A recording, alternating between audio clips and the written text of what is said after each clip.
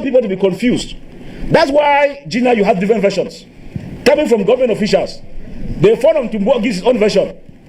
The GEO gives his own version. Military gives his own version. At the end of it, you don't even know who is speaking the right thing because they want to manipulate the realities on the ground. But one thing is sure, the truth can never be hidden. Let the international community keep playing hanky-panky games with the lives of people that is being lost in Cameroon. Thank you. Okay, thank you so much, Mr. Fire Office. We're going to come back to you before the program comes to an end eventually. Let's just go to Yaoundé, beginning with you, Mr. Njang Dennis. What do you think about investigations in Cameroon, about independent investigations in Cameroon? How does it always turn out?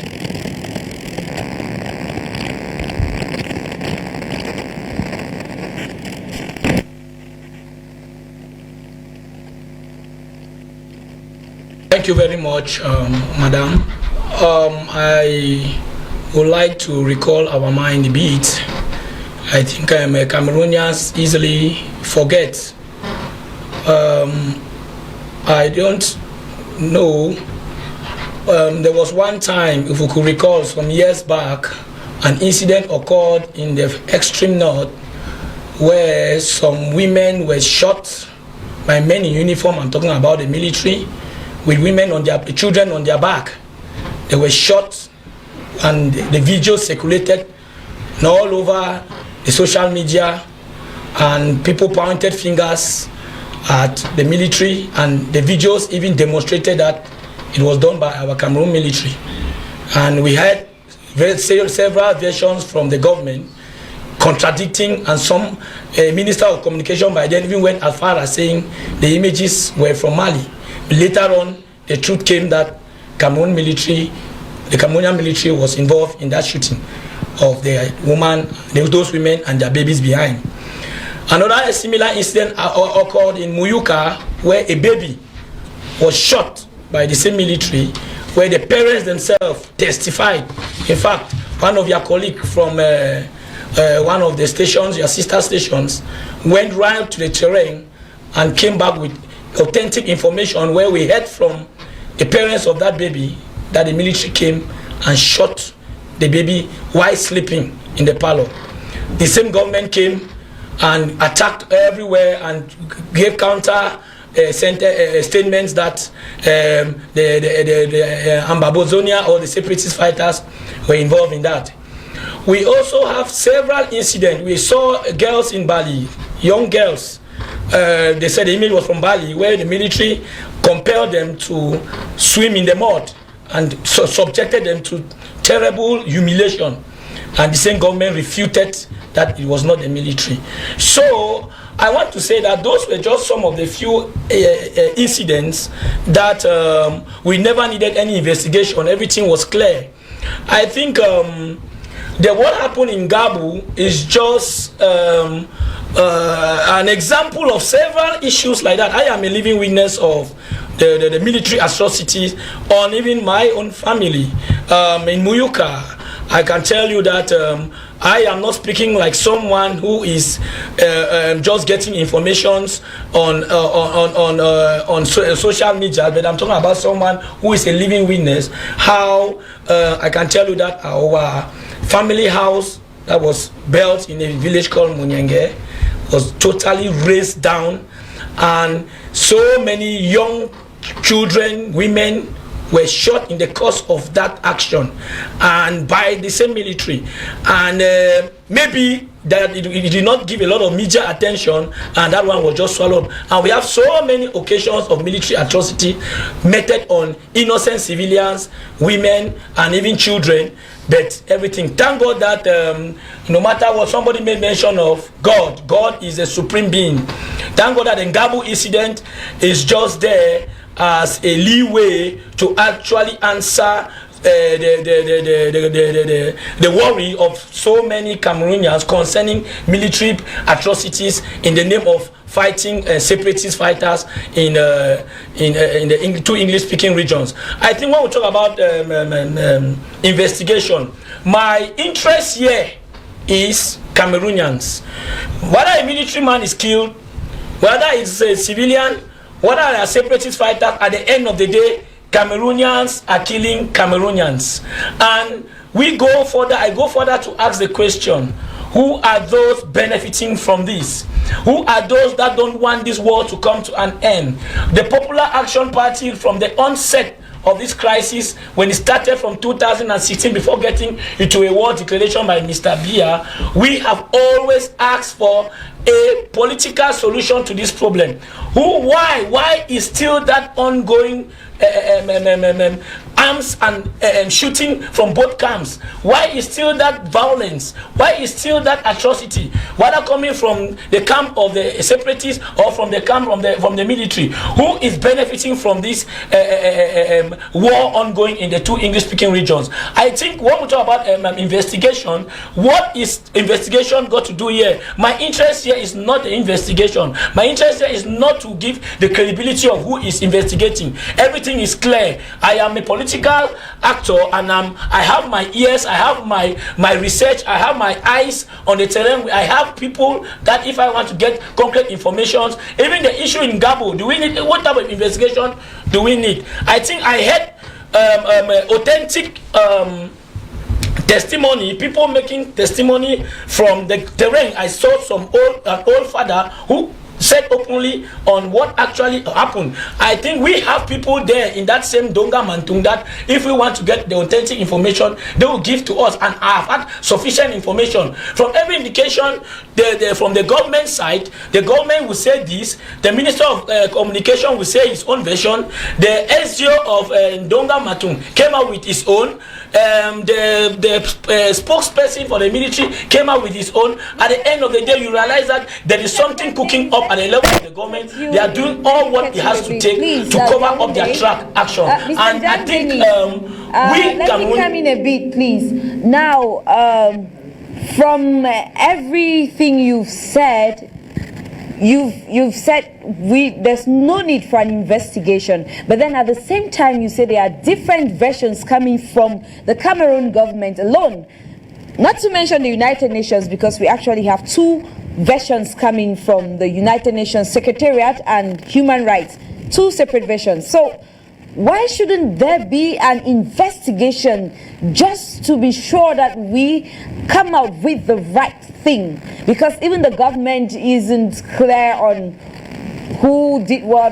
Today they said something and the next day it was another thing about the number of people who died and the fact that it was a collateral damage. I think that was what the word that was used. Mr. Njan, do you really think an investigation should not be done so that we actually have the real facts on what happened in Ngarbuh?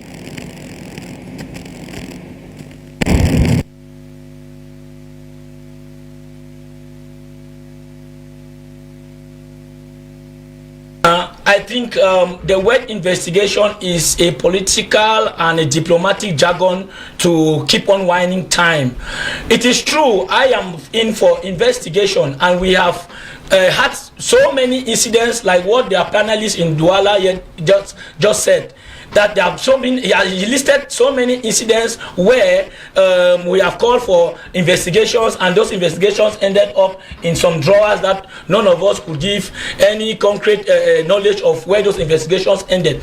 But my interest here is that why is the silence from the international community? I think they don't need, if the UN wants to know the truth, they don't need to talk about investigation. They are satellites, they are everything. In fact, the issue in the extreme north, where that led to the killing of those women and their babies, the babies, it was not even the Cameroon government that carried out an investigation. It was the international community that carried out an investigation and pointed accusing finger with all evidence that it was the Cameroon military that carried out the atrocity. And that's where the government now was compelled. If we are talking about investigation, depending on our Cameroon government, in fact, from every indication from their reaction and counter reaction from the side of the government, is already giving you a lead knowledge of the fact that the government is already guilty of those atrocities that have been meted on innocent civilians and children on daily basis in the two English-speaking regions. So my interest here,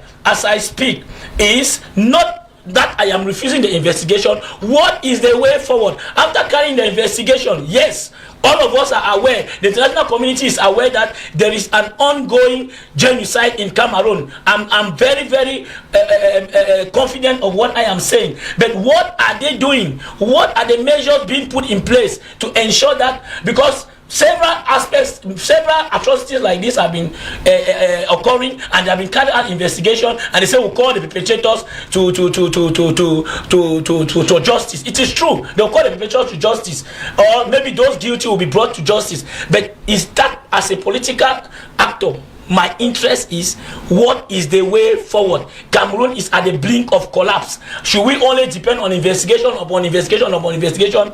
We need to sit and seek a solution to this issue, so that we don't even know what will happen in the next days ahead as far as the Anglophone crisis. The killings are too much. There are so many killings. More than 3,000 deaths already. Refugees, more than 60,000 refugees in Nigeria. Internally displaced, more than 1 million, and we are still talking about issue of investigation. I think the Ngarbuh massacre should serve as an example from those involved in this crisis, for us to sit together and see how we can seek a way forward, where Cameroonians can sit and actually feel that something is being done to seek a lasting solution. And that's where the international community now is the greatest challenge to the international community, for them to stop that hypocrisy and see how they can intervene and strongly put an end to this ongoing war declared by Mr. Biya. Thank you. Thank you so much, Mr. Jang. Now let's move to you, Mr. Chu Waters. Do you agree with Mr. Jang that there is no need for an investigation? And you should equally tell us how investigations usually end in Cameroon. Do you think the Cameroonian government can actually carry out an independent investigation on their own, or do they need help? I'm talking about the civil society and the clergy being part of an investigation team on the matter.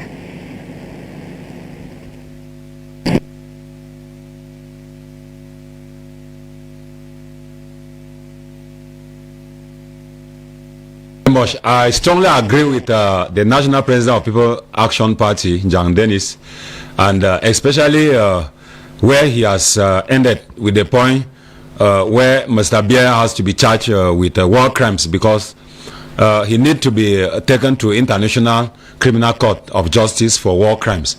Those bloods that are being shed in the Northwest and the Southwest every day, who is going to pay for them? How many Anglophones is he going to kill before the Anglophone crisis is resolved? Then the number of deaths already recorded now, we don't even know, because the estimation is getting to 12,000, because right now as I'm talking to you, people are dying. So every day, day in, day out, they are killing people. We don't even know, we Anglophones, what we have done in this country. For 36 years of suffering, hardship and marginalization, an Anglophone is sent today as somebody who can be thrown to the dustbin.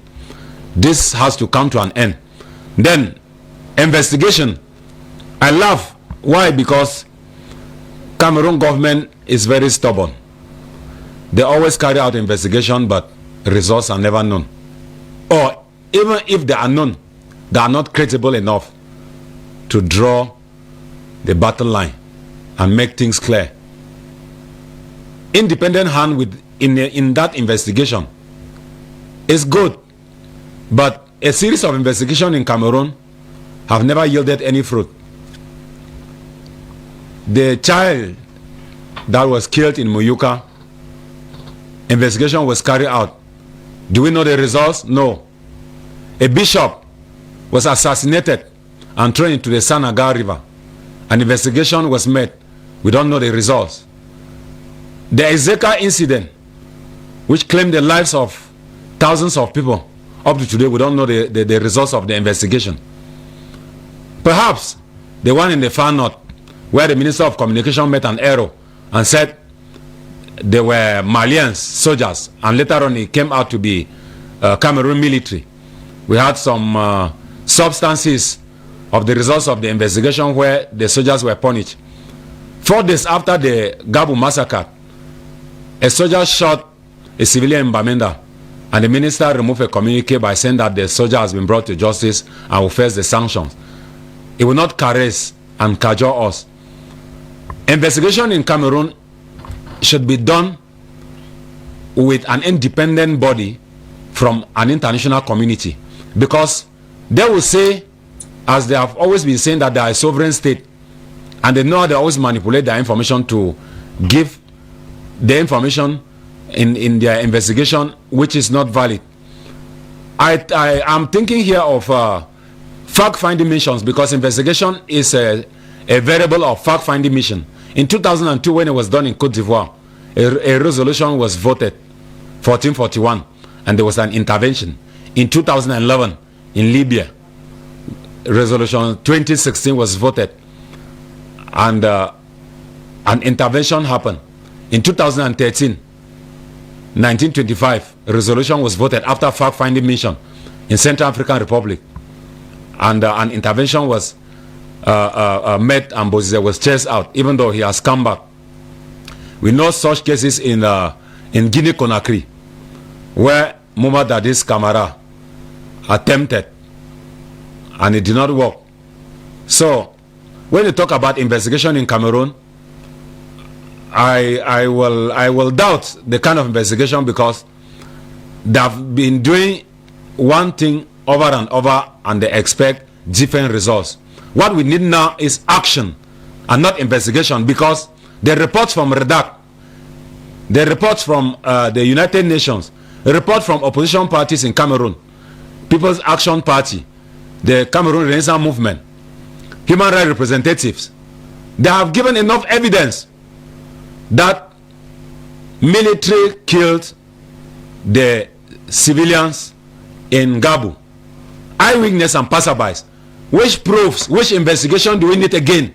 I'm asking the question to those who want to carry out the investigation. The UN, instead of carry out an investigation, should instead use those information at their disposal and take an action, because we need a thorough and a serious, profound fact-finding mission in Cameroon, so as to vote a resolution and intervene. I know that the member countries of the United Nations Security Council have lobbied from the Cameroon government that they send billions of CFA francs so as to dismantle information and confuse them. They will continue to play with us and say that investigation is coming, because the day that investigation will begin, people must have already been killed. On the 5th of February 2020, in my fort, when they were hoisting the flag, a 26-year-old boy was shot to death by military, and I personally saw it. I have the facts and the evidence. I will end with this question.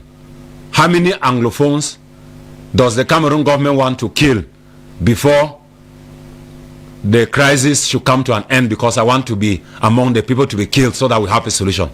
I may come back again for more details. Thank you very much.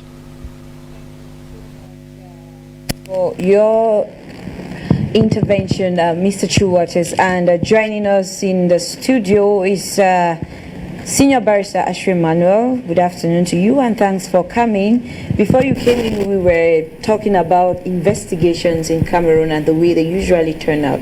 In this case, the international community is demanding an urgent and an independent investigation. How soon do you think the Cameroon government is going to come out with results of this investigation on the Ngarbuh massacre?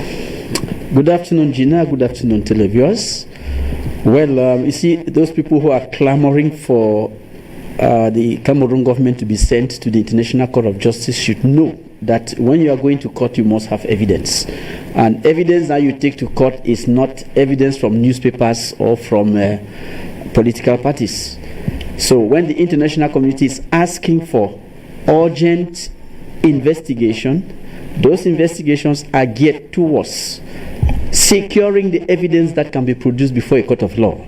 So I think we have to get that point clear.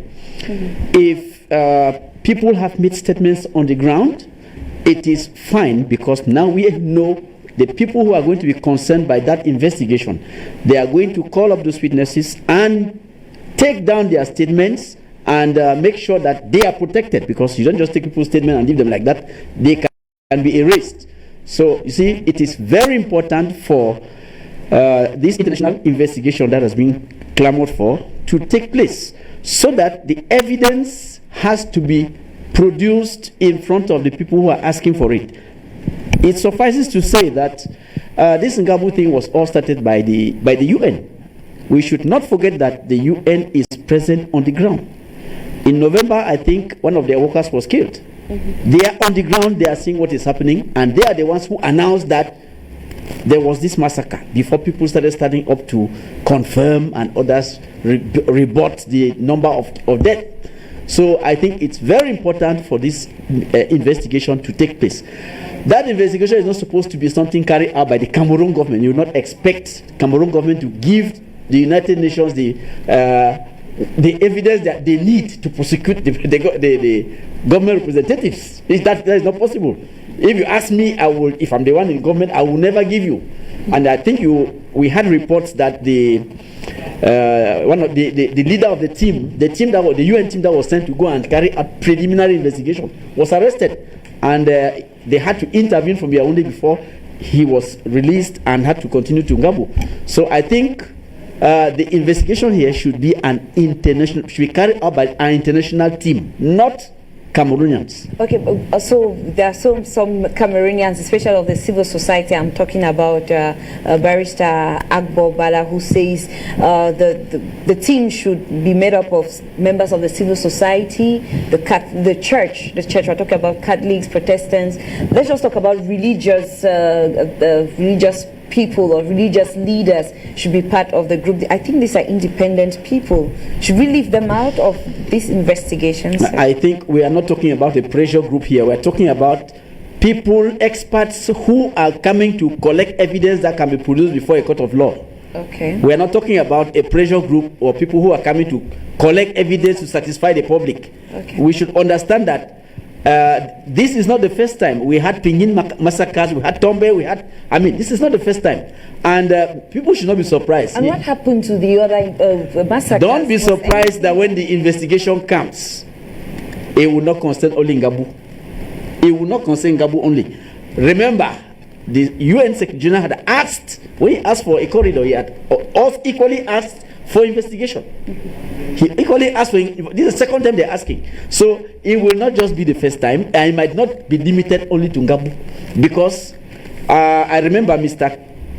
Cohen also said that the Cameroon government be taken to the International Court of Justice. So you see that when they are coming in to investigate, it is in fact a mission to collect evidence that can serve to prosecute. We don't want this type of case of like Mr. Laurent Gbagbo, when you go to the court, then there is no evidence to table. You see, so you want to take people to court, you must get your evidence. If you don't have evidence, then it's needless. Okay, thank you so much, Senior Barrister. We're going to come back to you. Fellow viewers, if you're just joining us, it is the Pan-African debate on Afrique Media. And just to remind you, this program is an interactive one. You could join us using the numbers on the screen to participate, or you could join the others on Facebook. They are already watching live and they are participating. They're writing, sending their comments in. Meanwhile, you could equally ask the panelists here in the studio any question about the Anglophone crisis, and especially the Ngarbuh massacre that you do not understand. Now back to the studio with you, Mr. Fa Elvis. You're a journalist and you happen to move around and do your own reports. The Cameroon Defense Ministry has actually denied what happened in Ngarbuh. They said it called it a false allegation about the army's role in the massacre. And the ministry added that the images of the massacre circulating on the web were not taken in Donga Mantung. And then we have Kumbo Diocese organizing a mass to celebrate the lives of these people. And many are asking the question, where did these people die? Mr. Fa, can you throw more light on this? Well, the issue regarding where did the people die as per the images It depends on who was carrying out the facts on the ground. As an investigative journalist, I've been able to talk to 1 or 2 persons on the line who have been able to confirm those images. Secondly, I don't think the Catholic Church, that's the Kumbo diocese, because clergies have what it takes to get information from their Christians. I don't think the Bishop of Kumbo diocese will be insane to carry out that kind of mass in memory of these victims when there are images gotten from elsewhere. I don't think so. If you look at it critically, you realize that even for investigation aspects, the Episcopal Council and the Catholic Church themselves, they have various departments that also deal with human rights. And so, they too must have concluded with the images. Another point of view is for the fact that when I listened to the phone of Ntumbo, who spoke regarding the incident, he did not refuse the incident. He only said people were coming from the people came from one direction to another, then met. And then the meeting said, no, well, this is not what we came here for. You get the point. That is a phone who governs that area because Ngarbuh is under Tumbo. So Tumbo Foreign Spanish or traditional rulership extends to that area. Now, if you get all of this, it tells you that the state did not fabricate its own defense well. That's why I said that they would have been able to meet senior defense counsels who have been able to advise them that before you take this statement, because we are in a situation whereby you don't just get up one morning and talk because they're talking for talking sake. They could be military, spokesman, Minister of Secretary of State for in charge of defense or whatever. But I think that when it comes to utterances of that nature, that's where you need defense counsel, you need communication experts. When you put these two persons together, they'll be able to get an assessment of the statement before they call it for you to send it out. When you get up one morning and send it out, thinking that you have done what Napoleon left undone, you start discovering that at the end of it, you start to stupefy yourself because the information that are on the ground with the Catholic Church present, with the phone of Tumbo giving a different version, and all the like tells you that something is wrong somewhere. So I think that the government itself has only made an error by not being able to give what we call coherent statements as far as that Ngarbuh incident is concerned. And so, in my own opinion, they should revisit their modus operandi, employ these experts. They can even meet barrister here. I don't know if you'll be able to do the job. They should meet barrister here and other persons who should be able to tell them, because in any statement you give, there's what they always say, you have to be quiet, anything you do or whatever will be taken against you in the court of, yeah, you know, the barrister knows those things very well. So, when you are giving that, and the Ministry of Defense has given that written and also verbal, Minister of Communication has given his own, and all those things are documented. So if the investigation begins, they just simply call you. I thought you said these images were not from Ngarbuh. And then you will start saying, no, I thought that. When it comes to issues of legality, there's nothing like I thought that. It's either you are on track or you are not on track. So from every indication, Gina, we must be able to admit that there is something wrong somewhere, because the facts themselves are not consistent as expected on the ground. And of course, you see the president of PAP out there rightly said, people will have everything to doubt the government's outing, because in several instances they have not been very, very consistent. There was a time the Minister of Territorial Administration, in one video where they were acting a film, showed that they eat human flesh. And in that particular issue, when this crisis just started, you know, the minister came out and said that this thing is, the ambassador has started eating people. I mean, and then you have computer experts in the ministry, you have technical advisors in the ministry, that if the minister had consulted before, maybe they would be able to say, no, wait, Your Excellency, let's verify. But another way I said that in anything we do, the statements we alter have the possibility of running after us when the right time comes. And like what Barrister said, don't be surprised that the Ngarbuh incident will give birth to other investigations. Because anything you do, once a crisis comes to an end, people must start being held accountable for what they did. Whether you're on retirement or not, you will come back and answer. Whether you are remembering or not. We have the issue of Chile. The president, good. That's around 80-something, getting 90-something, he's in prison. You imagine that they were asking things that he had already forgotten. So we should be aware. And any military, for example, I said, if we had a Republican army, for example, we have countries where military have refused to open fire. Not because they are disobeying the authorities, but because they think that certain things they have to consider the humane part of it. So I think that anything we do, even as we speak here on air, when the time comes, the person who fired the shot, the person who did this, will be called to answer because everything is being documented. Thank you. Okay. Thank you so much, Mr. Fa. And let's go to Yaoundé.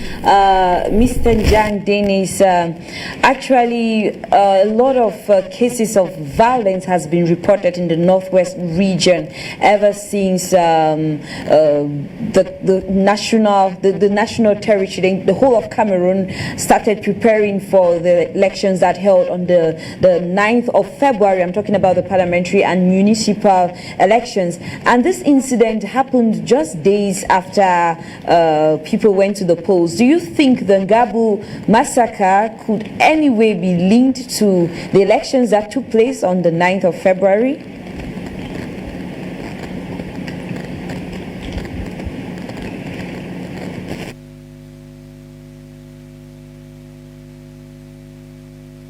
Well, the election issue, it has always been our preoccupation. We have never given our accordance to, as far as this election is concerned. Even as far back as 2018, we of the Popular Action Party, we took our stand, and we still maintain that stand even when the twin elections were called up. I don't know if what you just said has to do with elections. I think even before elections, we have had similar issues. The one that happened in Benin had nothing to do with elections. The one that happened in Munyenge had nothing to do with elections. The baby that was killed in Yoke had nothing to do with elections. The university girls that were humiliated, raped from the onset of this crisis had nothing to do with elections. Houses that have been burned down had nothing to do with elections. People are chased in their villages, chased from their villages and seeking refuge to God nowhere. I don't think elections were around by then. What I'm trying to say, it is the modus operandi of the regime. We are faced with a barbaric, inhuman, and a heartless regime that don't value the life of human being. I am very, very shocked when international community neighbors are the ones coming to quench the fire in our house, where all what the international community is saying today, we as Cameroonians, we have once called the government to order from the onset of this crisis to see into it that it doesn't degenerate to the situation that we find ourselves today. Violence has been meted on civilians on daily basis. Many people will want to point fingers on the fact that they are the separatist fighters. They want to fight separatist fighters who have taken up arms. That's why I want to tell my senior barrister at the studio there that we are for investigation. Of course, I have always raised my voice as far as this crisis is concerned, and I'm one of the political leaders that have ever voiced out openly by calling on the international community, especially the International Criminal Court, to call the government of Cameroon to order and bring even the president, Mr. Biya, to justice for openly declaring this war, of which from the onset it was more of a political issue that needed just dialogue, and everything would have been settled without this numerous bloodshed. I want to say that we are at a period where there must be a way forward. I am in for investigation. I want a thorough investigation, but I don't want our actions to be limited on investigation, where everything is only on investigation. My dream is to see what is the way forward. Yes, investigations will be carried out. How long are the killings going to continue? As we speak, the houses are still burning. I mean, there's still ongoing burning of houses. There's still ongoing of killing of civilians. There's still ongoing of violence being perpetrated in the 2 English-speaking zones. As I speak, there is no area that is safe. Maybe we can talk about relative calmness in some urban areas like Boya, Limbe, maybe Tiko, and to a certain extent, Kumba and Bamenda. You can't go to only, apart from those areas that I have just cited. Any other area within that zone is very, very unsafe. So how long are we going to continue? We condemn from the onset. We said elections were never necessary at this time. But maybe I want to believe that the government actually delayed, is actually keeping things the way they are, maybe to benefit. That's why from the onset I said, who is benefiting from this? Who are those benefiting from the ongoing crisis? Because at the end of the day, Cameroonians are the ones killing Cameroonians.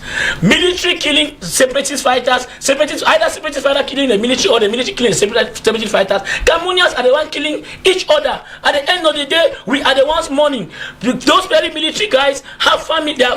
Some of them are fathers. Some of them have wives. They cannot just be dying like that unnecessarily. We cannot tolerate a dirty war that will serve the interests of certain individuals who are there for the war to continue for their personal benefit. At the end of the day, the same separatist fighters, maybe they have brothers also in the military. At the end of the day, we all come to realize that at the end of the day, Cameroonians are the one killing each other. So, Madam Gina, elections at this particular juncture, I don't think it should be any factor that must have perpetrated such actions, because such actions are occurring on daily basis. Maybe the Ngarbuh incident only came to open a leeway, a light lamp where many people will be able to actually know what is ongoing, or maybe the international community will be able to actually come in to see what has been ongoing.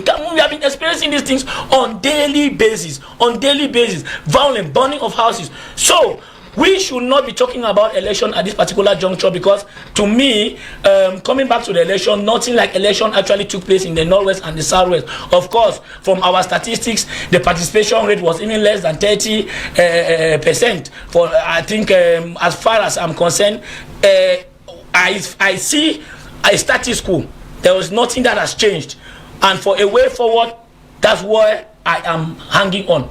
What is the way forward? What should be done to put an end to this ongoing crisis, where we can sit and really come back as Cameroonians, as the way we were, where things should be going on normally, and we carry out our activities normally, and sit again and be happy to as Cameroonians, where we can meet each other and embrace each other without hatred, tribalism, insults, and all the like. You needed to go to the various. When I visited I visited the Facebook. I saw some reaction of some of our brothers from the French speaking. I was so disappointed with what some of their reactions that they gave as far as this massacre is concerned. So that is not what we are, the Cameroon that we are all vying for. We are vying for a Cameroon where all Cameroonians should sit together and feel as Cameroonians, where we could believe in our country and see how our country can move forward. And that's why we are calling for a total cleansing of this regime, total cleansing, because as of now, the regime has nothing to offer. Thank you so much, Mr. Njang Dennis. And just to remind you, fellow viewers, if you're just joining us, it is the Pan-African debate on Afrique Media. Those numbers are on the screen. You could use any of them to join us live. Have you say on the Ngarbuh massacre in Donga Matung, northwest region of Cameroon. And staying with you there in Yaoundé, this time around, Mr. Chu Walters. Last May, at the end of her visit to Cameroon, the High Commissioner for Human Rights, Michelle Bachelet, welcomed the government's openness to work with the United Nations and the Human Rights Watch, or the Human Rights organ, to seek solutions to the country's human rights and humanitarian crisis. But then she isn't actually the only person who has visited Cameroon. We had the leaders of the African Union, La Francophonie, and the Commonwealth, who all visited the Unity Palace last year. Now, some observers are saying that Cameroonians have lost hope in the international community. Do you think there is little hope left as far as solving the Anglophone crisis in the country is concerned and relying on the international community?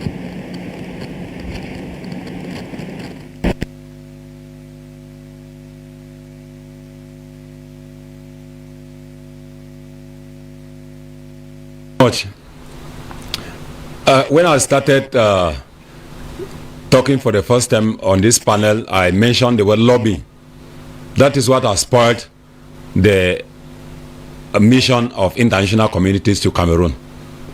Maybe I will shock the whole world that there are billions of money that Cameroon government is wasting in lobbying countries to corrupt this international community and arrange their facts and their figures to suit the Cameroon government.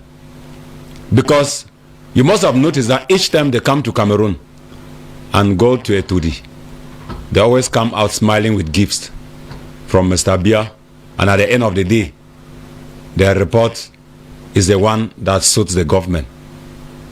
But nevertheless, there are some international communities that are serious, but not credited by the Cameroon government. One, the international, the Human Rights Watch. Human Rights Watch have presented facts, true facts about the Anglophone crisis in Cameroon since it began. The Cameroon government has given a deaf ear. The Cameroon government have proven to the international community that Human Rights Watch was not credible to cover the ongoing massacre in the Anglophone regions. International religious crisis group, which is of course the church himself trying to make some fact-finding missions.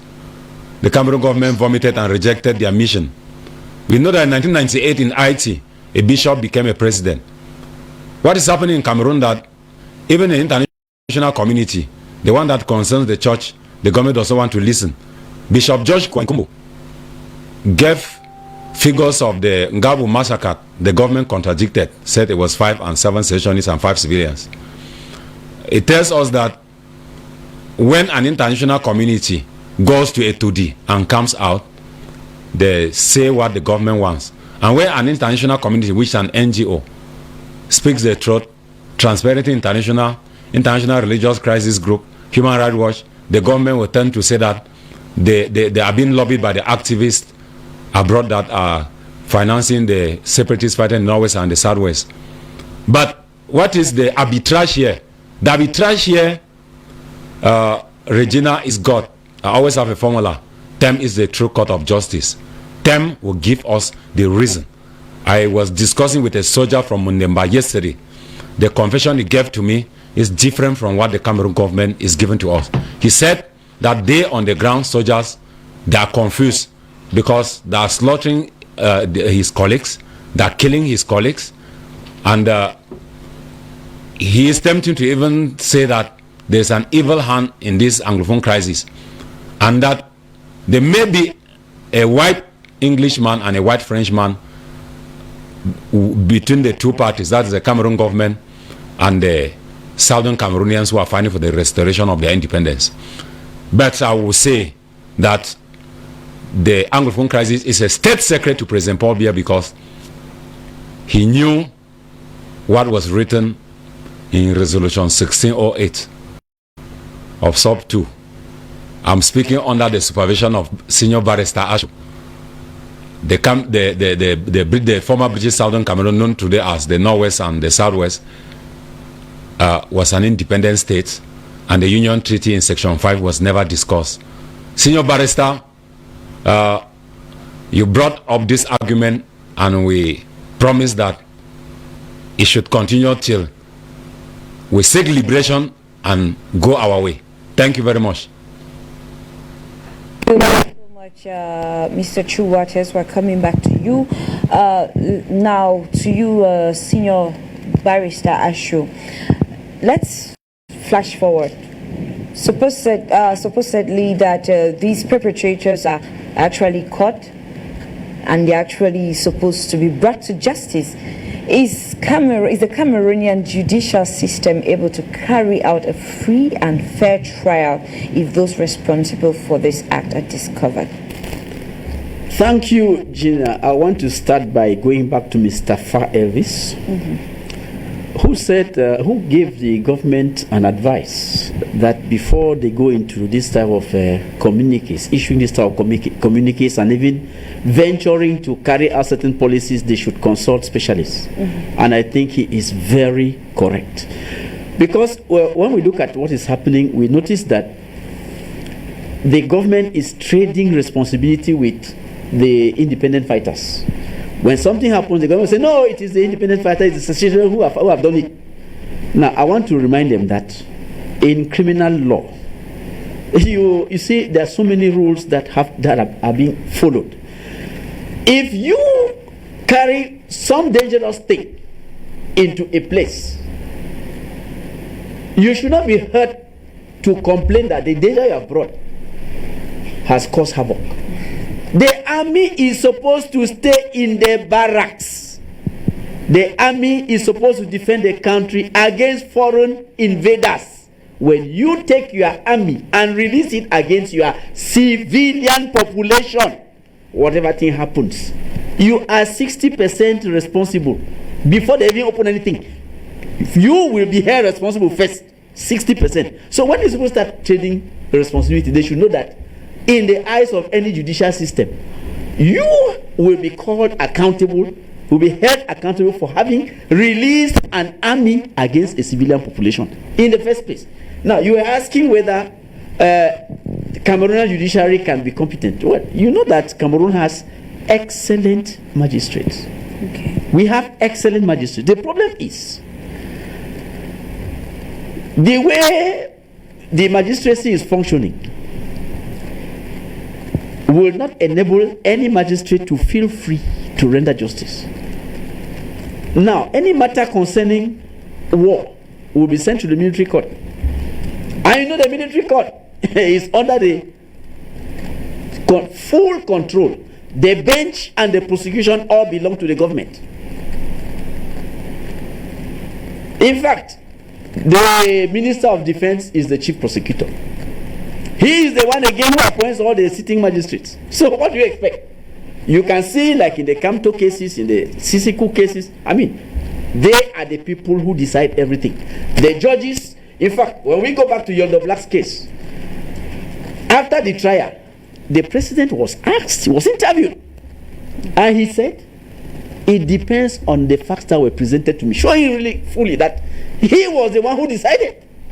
I mean, after Yoldo Black's trial, the journalist asked him, but Mr. President, what happened? He said, no, it depends on the evidence that was tabled to me. So you see, that is a case that went to the military tribunal. But here, the head of state taking responsibility and telling that no, it depends on what was presented to me. So when you have a system where the magistrates are all controlled by the executive, what do you expect? They will only render the justice that the executive is asking them to render. So as it is now, you will see that Mr. Kamto, who is a political leader, was carried against the laws of the land and taken to a military tribunal. Despite all the arguments that were tabled, these people would have gone ahead if the president did not turn around to say, stop this thing. They would have gone ahead, like in the case of Sisiku, and pass a judgment. So Cameroon does not have an independent judicial system? No, the system, okay, when you take the military side, you see, as I said, the bench and the prosecution all belong to Minister of Defense. Now go to the civilian side. The judiciary is supposed to be the third arm of government. So what do we have?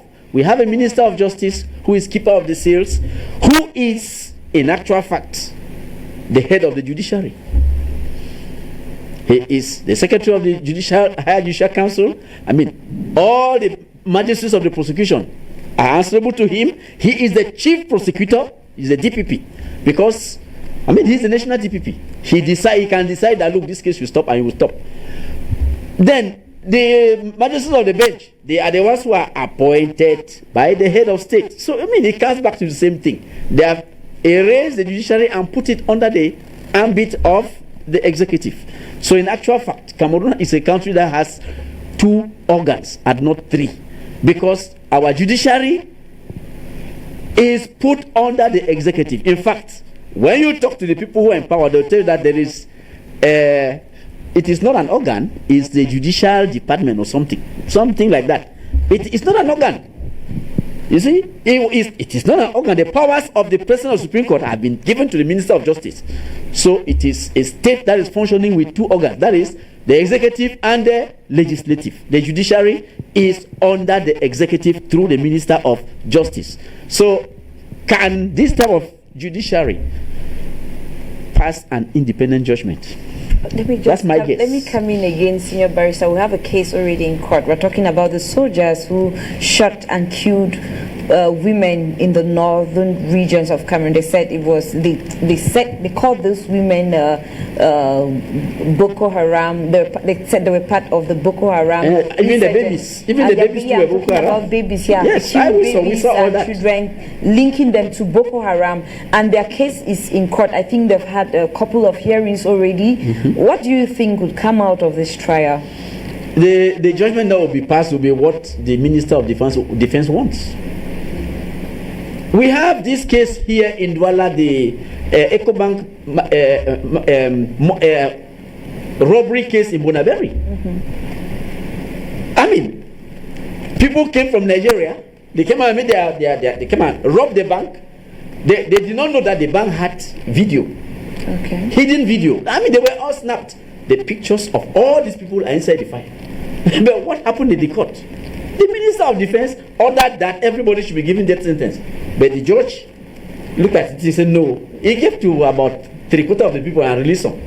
We are before the Court of Appeal now, where we have been authorized to look at the file, and we see the pictures of the perpetrators. I mean, it is what the minister wants that the court will do. It is rare to see a military judge pass an independent judgment in this country. It's rare, because they are all under the boot of the Minister of Defense.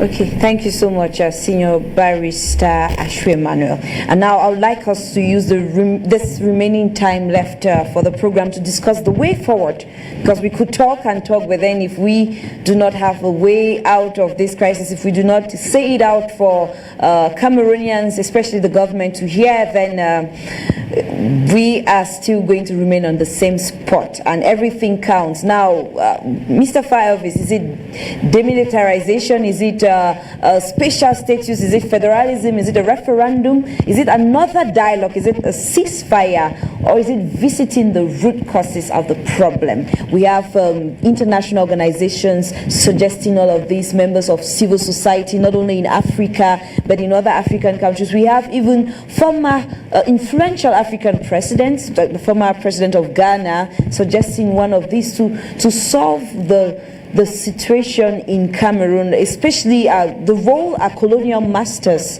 are playing. Mr. Fa, what's the way out of this crisis? That is a very nice question.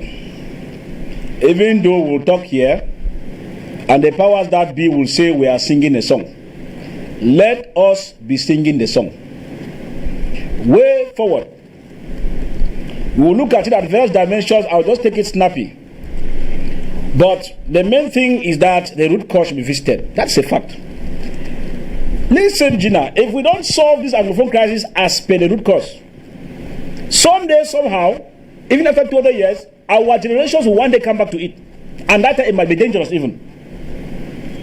The root cause is important. I don't want to belabor the point, the factor behind that, or the points surrounding the root cause that needs to be revisited at all costs. Another issue has to do with the issue of a genuine dialogue. Whether the government likes it or not, they will talk to the Ambazonians. No war on earth, as far as conflict resolution is concerned, has been arrived at without talking to the key actors in the conflict. Colombia, The FARC rebels were finally brought to the table after 50 years of warfare. Sudan, Riek Machar, they are currently there. They are currently meeting alongside with the key holders in the crisis in South Sudan. You get the point. It's very common. That's the general analysis you have when it comes to comparative conflicts in the world. That whether you like it or not, for the problems to be solved, you must meet the key actors. If not, you'll be wasting time. One thing I must be able to mention while we're talking about the way forward is the fact that, Gina, people must be sincere as the way forward. Do you know that politicians were parading the corridors of Ndonga Mantum during election, showing how they had all the populace behind them? Where are they today? Do you know, as per that massacre, not a single politician from the CPD in that area, no elite, has made a statement? Is that not evil witchcraft of the highest order? As I speak, people needed population to vote. People needed to be parliamentarians or mayors or whatever, so that you take care of the population, give it at their disposal. Even those elected, mayors of Ndu, whatever they can be parliamentarians, none of them, as I speak, have been able to alter a word. This is witchcraft in broad daylight. Another point we have to revisit, or we have to understand, is that the way forward is that while I said people must be honest, journalists are a failure. I say a very big failure. Because the hungry journalists we have in this country, Cameroon, have been the one used by the government as tolerable to put in place what we call in journalism agenda setting. It is a disgrace. When journalists have decided to be hungry, parading corridors, look at the headlines, Gina. French-speaking press, similar headings. The government Minister of Defense will take Barrister Agbobala, Barrister Keremuna, Professor Maurice Kamto to court.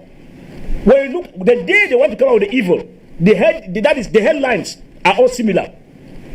The worst of it is that the English press, that is supposed to be an exemplary, they have disgraced us. You see journalists running behind ministers at the corridors every day to take 50,000 francs, 100,000 francs, 25,000 francs to write rubbish in the name of headlines. They make some of us be ashamed that we are even journalists. I don't even know, sometimes when they ask me in Yaoundé, I'm coming from Yaoundé. Hey, Mr. Two journalist, come on. I was even ashamed to even accept that I'm a journalist. Because our hungry colleagues have refused to respect the deontology of the profession because of peanuts. Why will they not be used as toleros when human lives are being lost? This is a disgrace. So, Gina, way forward, people must be able to be honest. This includes journalists and politicians who all run around for small coins at the doorsteps of politicians and corridors of power because they want to change the reality on the ground. The blood of the innocent children killed must run after these politicians. The blood of these innocent children killed must run after these journalists, whether they like it or not. This is a disgrace. All of this put together, one of the right things is being done now, will pave a long way, but at the same time, a genuine dialogue, as we keep saying. Ceasefire, correct. I said something on this platform. If the government was serious enough, they would have carved a buffer zone, as other countries do, where you get vulnerable population and you calm them there. In that case, even Amba comes to attack, Amba will be indicted because it will be war crimes against humanity for coming into a calm zone where we say that vulnerables are living. Then they can go to school. The military can provide them with water and shelter, other things, and the government, but the government has refused to do that. All they do is that they go with bags of rice when people are sleeping under a palm tree. The other day in Mbam village in Fundong, more of those burnings took place. I begin to ask ourselves, Gina, are we really serious to bring this crisis to an end? Therefore, the question the president of PAP asked there in Yaoundé, who are those benefiting? It's a very pertinent question. Because there are people benefiting from this crisis. That's why they will not want it to end. But the way forward is that if people decide to put mankind at the forefront of this crisis, Gina, I know some officials every day, they are to call it prim. They service every day. Those dispatched to Northwest Southwest, they have extra allowances. The GOs have, some of them have double vehicles now, brand new. A GO that was never having a bodyguard now can move around with 9 military. He's not even one of the Minister of Defense. Mr. Fa. But I think that we should keep all of this together and then we'll move ahead. And so that is the plea I am giving, that let us do the right thing and we get in place people to do their right job. If not, then the regime should just go on leave. Let's get a new system in place. And that's what we even think will be better.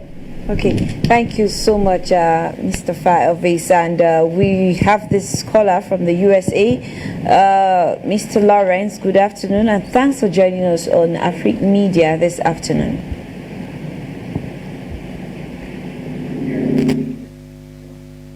Thank you for giving me the room actually to talk. I've been following these debates for a while, and I followed previous editions, even those for last week. And let me first of all dwell on the topic of today. When we look at the crisis that has become what has become today in Cameroon, it wasn't never supposed to be there, because we actually have a situation that we kind of like inherited from our colonial past.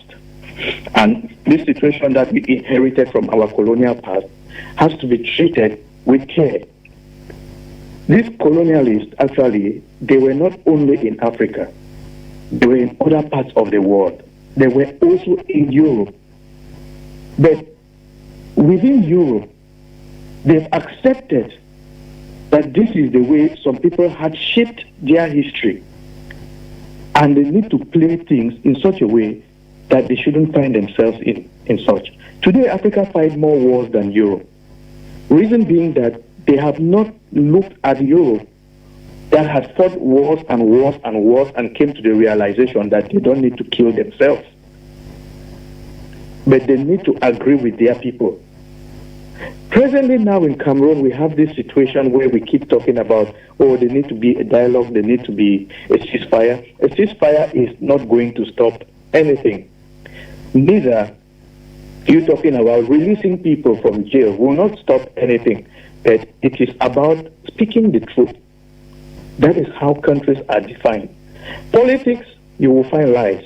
But revolution is what brings change. So it must be spoken with truth. The French Revolution was never approached with lies telling. It was never championed by the French government. It was championed by the people who needed a change. When we talk about the national dialogue that was in Yaoundé, the national dialogue was championed by the government, and we know how the government of Cameroon is structured. CPGM. I will not beat out words there because this is how they are structured.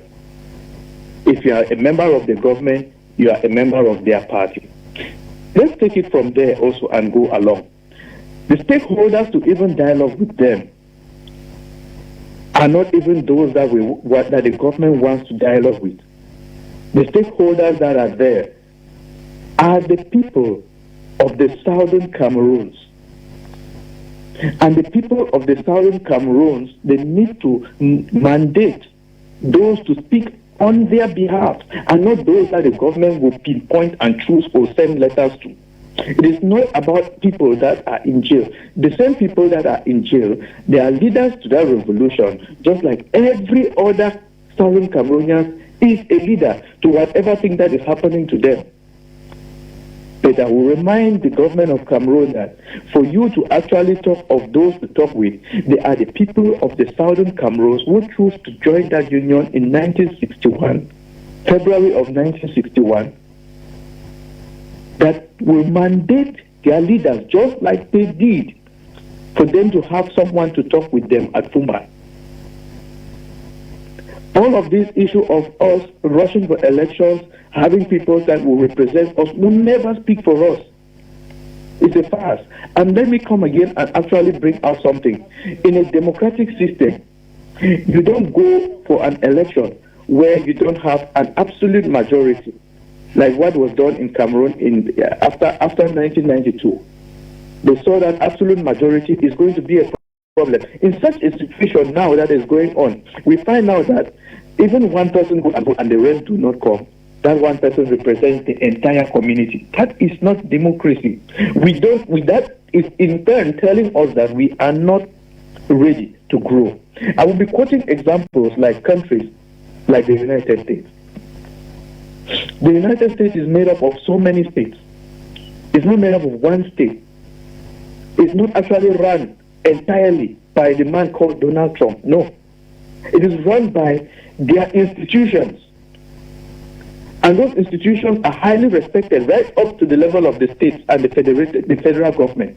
So these federated governments and the federal government are a combination of machines that actually work. For some reason, I do not understand where people actually have a problem doing the right thing when it comes to Cameroon. Because one thing that I will tell you guys on this platform is, in as much as it continues the way it is going, I bet you will have a new country by the side of the other one. But if we can actually know.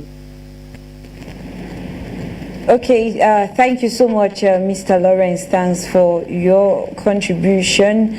We're hoping to get to other callers before we conclude the program. I'm going to go back to Yaoundé. Mr. Jang Dennis, political analysts have actually questioned why colonial powers are very silent on the Anglophone crisis, given the fact that the issue in Cameroon is actually linked to colonialism, looking at it as a way forward to the end of the Anglophone crisis in Cameroon, or the way of coming out of this crisis. Do you think maybe our former colonial past, we're looking at Britain, we're looking at France, why not Germany? Do you think they have a role to play that they have not been playing in the past?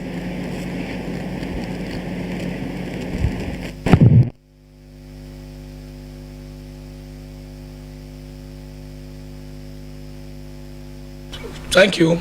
The Anglophone crisis, or I can say the Anglophone war, reminds me of the UPC crisis in the 1950s. The same approach that the BR regime is tackling the Anglophone crisis is similar to the same approach that the French administrative government under Ahidjo tackled the UPC crisis. You realize that somebody talk about truth and honesty, irrespective of what we do, and we pretend to hide the truth. No matter how long it's going to take, we are still going to come back to that same situation. This is unfortunate that Cameroon is one of those few countries in Africa that fought for their independence, like Algeria, and at the end, those who fought for that independence ended up not being at the helm of the country. That is the problem that we find today. When the UPC clamored for and sacrificed for the independence of French Cameroon, and even went further to talk of reunification, the French government, in resolving the UPC crisis, came with some artificial or cosmetic solutions and kept aside those who instigated the situation and brought in their own puppets from Ahidjo, and later on they replaced him with the present president, Mr. Biya, who have been, like some people call them, their representatives in Africa. So that is, we are victim of that situation. So it doesn't really, I don't see it as a surprise when I see a lot of international hypocrisy from our former colonial masters on the issue of Cameroon, because they themselves, let me talk about France, they themselves are actually aware that the independence that was given to French Cameroon was an independence that they gave the goat and held the rope. And those who are in power today, they themselves know fully well that they have no legitimacy to be where they are. And that is why whatever they do, they are only there to satisfy the aspirations of the colonial masters. There is an ongoing video circulating on social media of one of the activists in Paris, they call them the Bas, who who had to was given an opportunity to confront the present French President Emmanuel Macron, and I was shocked from the revelation of Emmanuel Macron, who said the release of Professor Maurice Kamto was initiated by him, and he had to mount pressure that for Mr. Biya to put his leg in France, there was a need, an urgent need for him to release Professor Maurice Kamto, and that was done, meaning that that is all and only an indication that the former colonial masters had a lot of influence, notably France, has so much to do as far as this ongoing crisis is concerned. And I want to believe that, and I agree with so many people that the present regime takes orders from the former colonial masters, because from every indication, all what Mr. Biya has been doing as far as this Anglophone crisis is concerned has never been from his own will, because at the level of the national context, many people have been saying one and the same thing. They have been saying and insisting on the same issues that the international community have been talking, but he gives a deaf ear to people, to his fellow compatriots, rather except pressure needs to come from the former colonial master that he has to take an action. I think I want to agree that we are victims of our colonial manipulation, because those puppets who are managing the regime are just being teleguided by our former colonial masters. Coming back now, you talk about the way forward. Since we are almost getting to the end of this program, the way forward is an imperative need for a ceasefire. There is a need for an urgent ceasefire. There is no need, I think, from every indication. Somebody said something there. The population, they should stop that manipulation that the population, the military is there to guide the people from the Amazonian atrocities. I want to bet you that if they create a ceasefire today, the so-called separatist fighters are just guys within the community. They can never be above the population. The population themselves are capable of handling the excesses of the Ambazonia guys, because they are guys within the community. They are not strangers. So they should stop that hypocrisy that the military is there to protect who. The military is there to satisfy the wishes of those so-called administrators and those called barons in the regime, because they know that they have been vomited out by the population, and for all of the only means for them to put their leg in those zones from based on the bad governance, it is the military is like that shield for them to get into those zones, because if they are the population, the military is not there to satisfy to protect the population. The military is there to guarantee the interest of the so-called people. Somebody made mention of geos. I bet you that when you look at the administrators there in those two zones, the allowances, risk allowance that comes on yearly basis, on monthly basis, triples, because they have the impression that they are in this danger zones. Without giving any direct attack, the governor of the Northwest region, Governor Lele L'Afrique, I want to say something that I myself have taken note of. For some years back, that man was not the way he is today. If you look at him, how healthy he is looking and young, meaning that if you look at their faces from all the administrators from those zones, look at their present look, their healthy look, he will tell you that they are benefiting a lot from the war. The allowances and all the other advantages that go alongside being in those danger zones. So how do you expect them? All the generals, colonels, captains, they are benefiting. So they should stop that hypocrisy, manipulating the population, that which they are not protecting the population in any way. The population, they are capable of protecting themselves. I've even heard of another issue that is even getting out of hand. How they have started arming so-called vigilante groups. I don't know where that is going to lead us to. So that's why I talk of a immediate ceasefire. The senior barrister Ashu made mention on something that is very important. The military have their role is in the barracks. If they want to fight a war, we know the type of war that we can give them our support when an external enemy is coming. They should go back to the barracks. If they want to maintain some level of peace, yes, the police can be there, but the military should liberate the population. The population can take care of the Amazonia excesses. I know, I am from that area, and they have been doing it.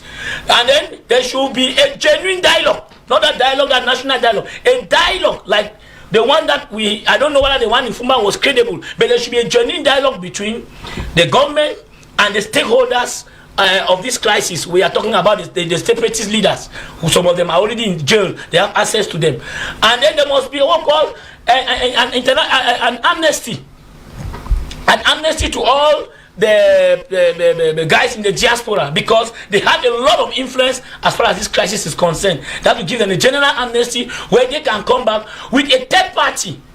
A third party is there to guarantee their safety and to guarantee the genuineness of at the level of the regime. They need to come back, and we talk of a genuine dialogue that will give a lasting solution to this Anglophone crisis. Because as the way I am looking at things now, if from the way things are going, if care is not taken, this crisis is going to cost the Cameroon government a lot. And then we, as a political actor, member of we of the Popular Action Party, we have been working on a political transition. We know that the principal enemy today, no matter how genuine the Biya regime is in resolving this crisis, they have lost credibility in the eyes of the population. So we are calling on the population for a political transition where the regime needs to quit, and we set in a new pace for a way forward to see how we could resolve this crisis as Cameroonians. Because I believe that we don't have any problem. There is no problem between Francophones, Anglophone, but there is a problem between the English-speaking regime, English-speaking regions, and the Biya regime. That also include even Anglophones working in the regime. So the problem today is the bad faith of the Biya regime. I think the regime gives way, and for a political transition, there will be an automatic peace where we can sit down on the same table and dialogue and resolve this problem that will give lasting solutions. Thank you. Thank you so much, Mr. Njang. Mr. Njang Dennis of the PAP party. Thanks. Now, let's remain in Yaoundé with you, Mr. True Waters. We're going to talk about the way forward and asking what regional bodies have done, our own regional body, our continental body has done to solve the crisis. What has the African Union been doing? Because political analysts are equally saying that equally questioned if the African Union is not powerful. Are they so powerless that they could not talk about the problem in Cameroon during their meetings, or actually mount pressure for the problem or the crisis to come to an end? Do you think the African Union could play a role as somebody or someone that comes in and puts an end to the crisis? Mr. True Waters.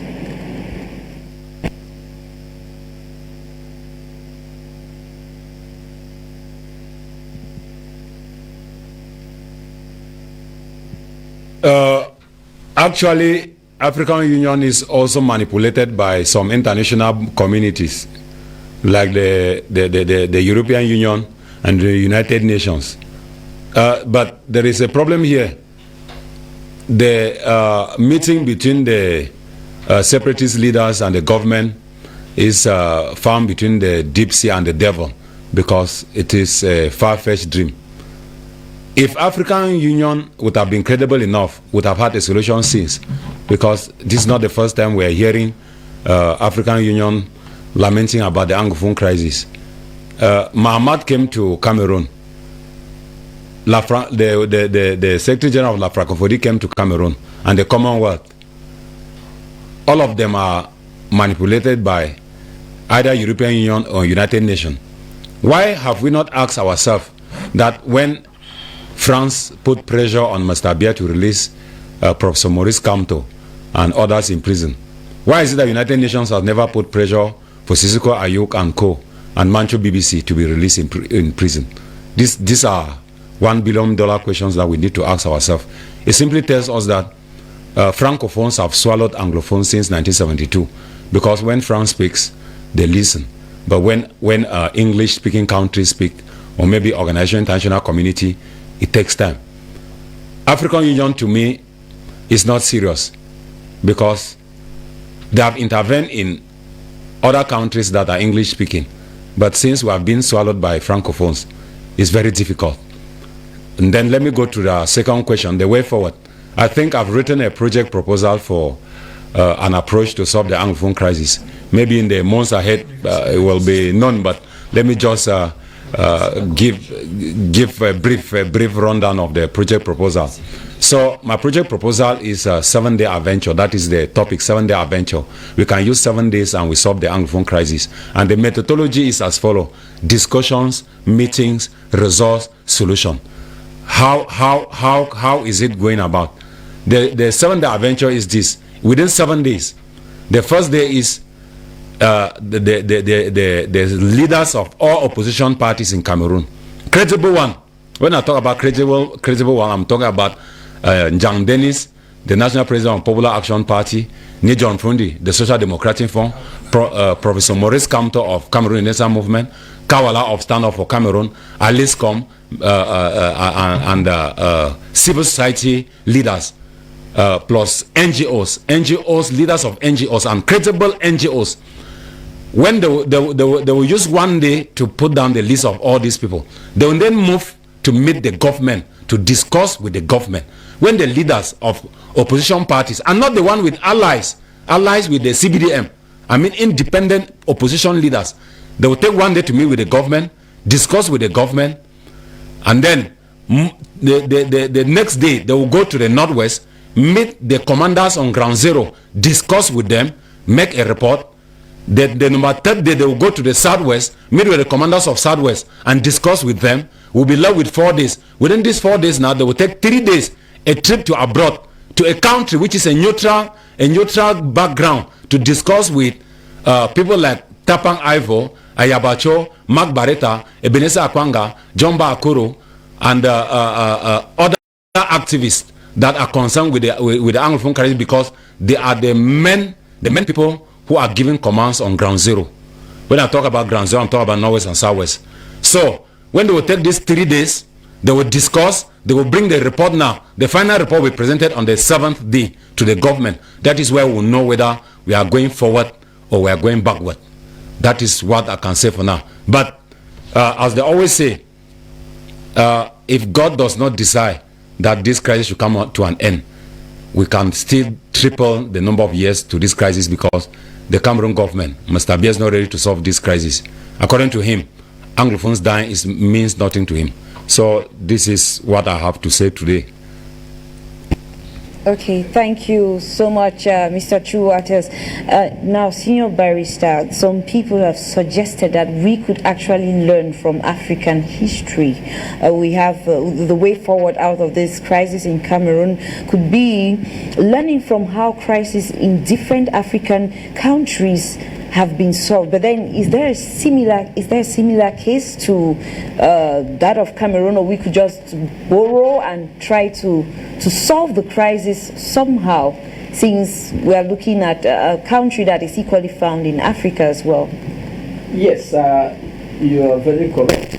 There are other examples in Africa that look like the case of Cameroon. You have the case of Tanzania, where you had Tanganyika and Zanzibar. You see, the problem in Cameroon is that, you see, we have 2 mandated territories. I'm sorry, those people who have been talking of colonies, they missed a small point in history. Cameroon, the 2 Cameroons have not been colonies, they were mandated territories. See, we have 2 UN mandated territories that were supposed to move on to independence. One, the French part obtained independence in 1960, and the English side, which was unfortunately divided into 2 illegally by England. One part of it, the northern one, was sent to Nigeria. The southern one, they said, okay, you are independent upon joining your brothers. Mr. I think Njang mentioned it there. Resolution 1608 in Article 2 recognized the independence of Southern Cameroons. Now, the problem is that the Republic of Cameroon has never accepted that after the plebiscite there should be anything else. In fact, Republic of Cameroon voted against Resolution 1608. They voted against, and since then it has always been just playing for time. They went to Fumba to play for time. Nothing was signed. After Fuman, there was a Yaoundé Constitutional Conference. Nothing was signed because England, the English representative, asked that the Union Treaty be signed. Until today, it has not been signed. So we have a situation where the Yaoundé government progressively took over control of southern Cameroon. And with time, they have completely erased the leadership of southern Cameroon. So today we have southern Cameroon existing without a government, without its institutions that it had before even 1960. Many people don't know that southern Cameroon was the first African state to have a democratically elected government. I mean, French Cameroon cannot teach democracy to southern Cameroons. So we have a situation where the southern Cameroons have stood up to say, enough is enough, we want our state. So the problem now is that the government in Yaoundé is standing on the point of the unitary state, which by all examinations has failed and can never continue again. It has failed. We have two possible options. Either a return to 1961 federal constitution, which was even illegal because it was a unilateral act of Ahijo, but it is a consolation because it puts both states at par, and that is the situation in Tanganyika and Zanzibar, which we call Tanzania. The two states, they have equal status, and there is a mechanism whereby after you give a president, the next president must come from the other side. I give 40% of my GDP to the federal treasury. You two give your own. I have my police. Then there is a national army. You see, either we go to that one, or there will be outright independence for southern Cameroon. Because I am sorry to say that people who are accusing international community of being lax, they are not being fair. In all fairness, the African Union is embarrassed because the problem today, international community, is that you see they don't want to destabilize existing situations. Cameroon is in the Central African sub-region, and Cameroon is helping to keep the peace in the Gulf of Guinea. You come to disrupt that our state, you don't know what you are going to create as destabilization in that area. So that is the reason why they are taking their time to see what can be done to bring a meaningful peace. It is not that they are siding with the Yaoundé government. I won't insult these diplomats to say that they take bribe. No, they are clearly embarrassed and they are taking their time. And as I say, there are two possible options only: a return to the 1961 federal constitution or outright independence of southern Cameroon. I want to call the attention of viewers to the fact that there is what some people call UNO state, and it is not impossible for northern Cameroon to be joined with southern Cameroon to create a state. So you see, when you say the people are lax, it is not fair. They are working and they are looking at several options. Maybe they want to carve out British Cameroon, the entire British Cameroon, as one country, or maybe they want to say, okay, because those who are up there, they are not happy. Atiku was from there. He won the election. They refused to give him because he is a Cameroonian. So you think those people are fine? Boko Haram is thriving there because the people are not happy and they are supporting Boko Haram to tell the Nigerians, look, you don't want us in your place. We better look for a safe haven. So you see, now like this, they are more poised to joining their brothers down than to stay in a place where they're not needed. So we have just those two options.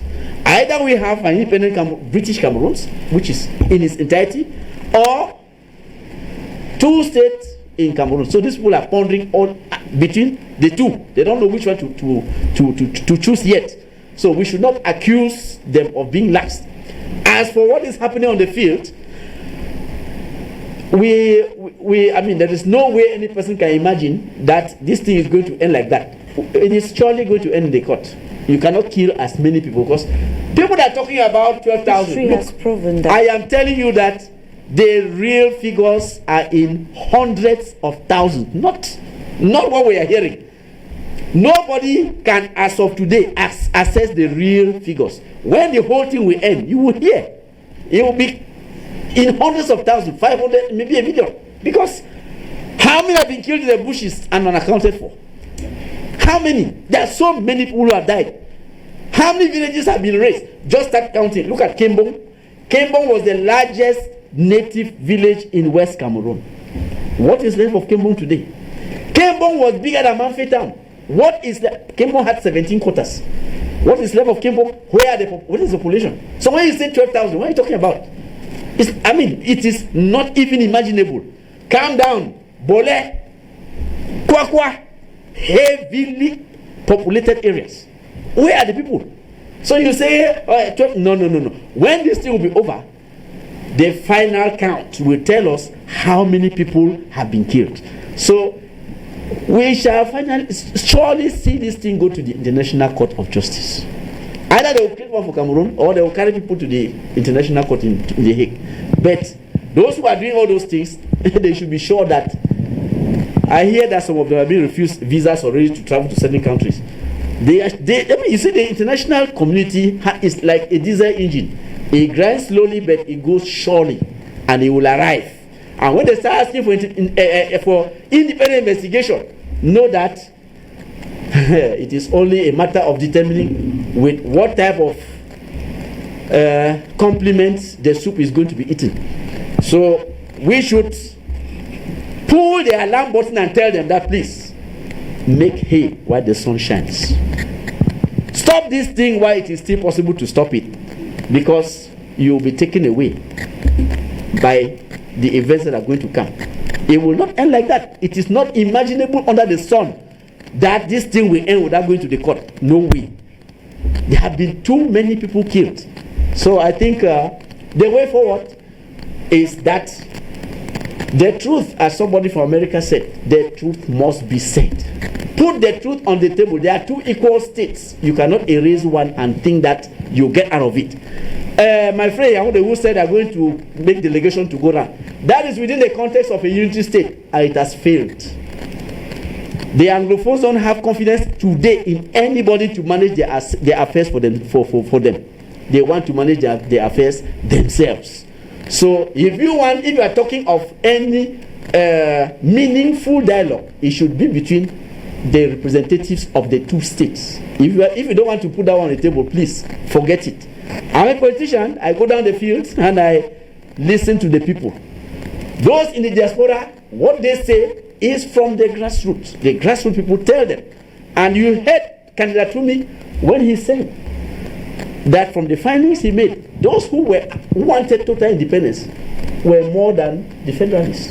They were 63%. So if you were to go down today, after the Ngarbuh massacre, carry on another opinion sounding, don't you think that that proportion will move from 63 to around 90?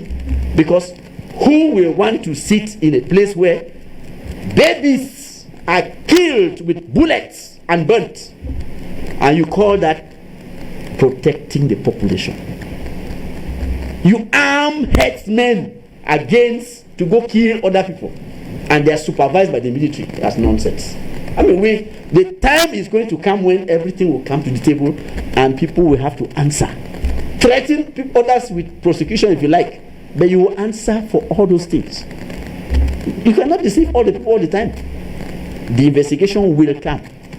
Like some other person said, whether you want to authorize investigation or not, they are seeing everything by satellite. The people on the ground that they see, they can call them. You come and say, you had said so. Come tell us. So, it's needless. Open the doors, let the investigation be carried out. Those who have committed offenses should answer. I don't know why some administrators are just getting jittery over nothing. You are not obliged to cover a criminal soldier. It is difficult for a person who is up there, a politician, give an order, go and kill. But when you send soldiers down and they go and misbehave, punish them instead of trying to cover up for them. You see, that is what is happening here. And I think that the government should not take that posture of covering criminals. Okay. Bring them to book. Instead of giving the impression that they go that we have an army that is going out to finish the population. We know that there are some people in the army who misbehave, but bring them to justice. Discipline them. That is what an army should do. The government should not go out using soldiers as lawyers. Why don't you consult the lawyers and ask them, what is the situation? You use soldiers to talk as lawyers. They are not lawyers, and you see where they carry you. In a situation where you cannot justify anything. Thank you, Gina. Okay, thank you, Senior Barrister Ashu Emmanuel. And now, before we go, we have just, I think, 1 minute left, Mr. Fa. This question came for you, and I don't want us to go without talking about it or discussing it. Now, this viewer, Emmanuel, says you spoke about local media. What about the international media or other international media organs? They are not reporting the crisis as they should. Mr. Fa, would this not help to show the world how the English-speaking population is suffering and things could change? Well, to answer that question, we understand at least BBC has been doing a lot. Randy Johnson has been quite doing a lot. We should acknowledge that. And then I think from RFE and the rest, Al Jazeera has been reporting. We cannot say they have not been reporting. The main thing is that they would have reported more. But since the hungry journalists here in Cameroon have been teleguided by the regime, they were the ones who were supposed to be giving first-hand information, because under reporting, there are times that a foreign media organ will easily come in and report. There are most of the times they want to the list, they have a liaison with us on the ground. So by the time they are getting the samples from us on the ground, imagine that Al Jazeera is calling me and I say, no, nobody was killed. When I'm the one who has been giving information to Al Jazeera could be tempted to believe me, but I'm saying so because they called me and gave me 250,000 francs. You got the point? So they would have been doing even more. But because of the role, the devilish, satanic role most of our media colleagues have been doing, this money will rot in their stomach. I am telling them, the money they are taking and drawing agenda setting, as Senior Barrister Ashu has said, when time for recording comes, we will bring these journalists to her. They will go to the Hague. All those captions you say, zero more, zero massacre and Ngarbuh, you will come and tell us how you found it as zero. Don't bother. It is a matter of time. Thank you very much. While just wrapping up, I think that while we are moving on, the time for threats is over. Things are taking its course. And with human lives, you cannot kill a soul and go free. I only call on our fellow persons who say they are patriotic. It is not all orders you must execute. Brûler tout le village. You go here, brûler tout le village. Don't bother. A time will come, we'll be asking you, tu as brûlé combien de villages? You say, non, c'est le colonel qui m'avait dit que, c'est le capitaine qui m'avait dit que, then we'll know who is who in that case. Thank you very much, Gina. It's a pity that people are dying, and politicians in particular are not commenting. CPDM, they are not commenting.